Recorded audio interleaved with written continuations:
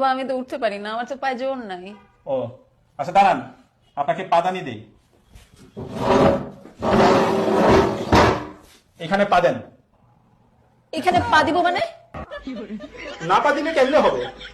আমি পা দিব না। না পা দিলে উঠতে পারবেন না। এখানে ওঠার জন্য পা দিতে হবে কেন? আপনি না পা দিলে উঠবেন কিভাবে? উঠতে হলে এখানে পা দিতে হবে?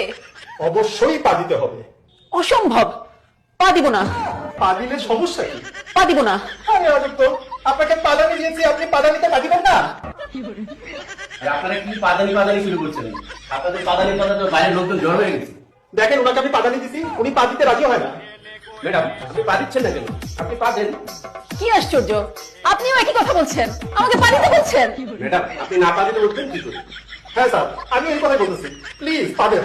আপনাকে বারবার উনি বলছে পা দেওয়ার জন্য, আপনি পা দেন না কেন?